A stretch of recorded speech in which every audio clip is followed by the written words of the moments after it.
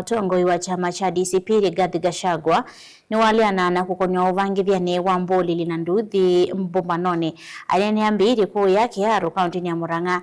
Gachagua ni waveyethekana kulea vyo kukonywa na kulua nduthi mbumbanoni sia ulia yolota na kuwata mituo hii kwitha hii ya Minister Muvyani Wosese Wanthene Kipchumba Murkomen na munyanya PS Raymond Omolo. Gachagua yasiani mevango na nziasi ya serikali kutumia mbulili kuona ni avisa mudhuku kuingale kuyaulei. Susan Kavili na Levotisu. Ainena Gachagua nwaliana na mavoma kananua kuvangithia mbulili kuvalania mbumano siangaliko yolei. Aiweta kana Minister Wosese Wanthene Kipchumba Murkomen na mwandiki Muvyani wake Raymond Omolo ni momesene na mbulili isu. Goons wamejaa Kenya. Na sisi tunataka tueleze hakuna goons. Hii ni serikali. Hii goons inapangwa na William Ruto, Kipchumba Murkomen na Raymond Omolo. Na vile wanataka ni kuleta confusion, ndio walete askari waue watu alafu waseme ni goons. Ndio naona Murkomen akisema ati iko shida ya goons, ati ameunda special police unit to deal with goons. Wewe Murkomen, wewe ndio mwenye goons mkiwa na Kasongo na Omolo.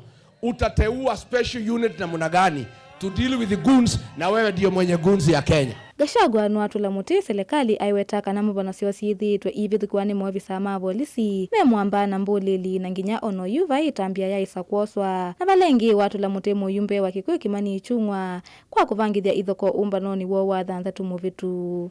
Mheshimiwa ya huko anaitwa nani? Ametuma polisi kupiga watu ya Kikuyu.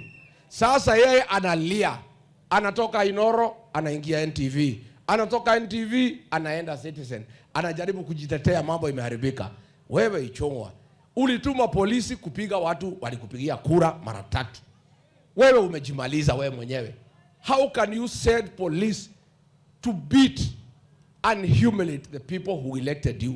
Gachagua inginwa kanyandongo ichamani cha ODM yulwa kulikana na President William Ruto. Aiweta kana kielelo chake kinene ni kuikithia kana chama cha ODM ni cha thela. All the leaders ya Raila wanalia. I warned you ya kwamba Kasongo atamaliza ODM.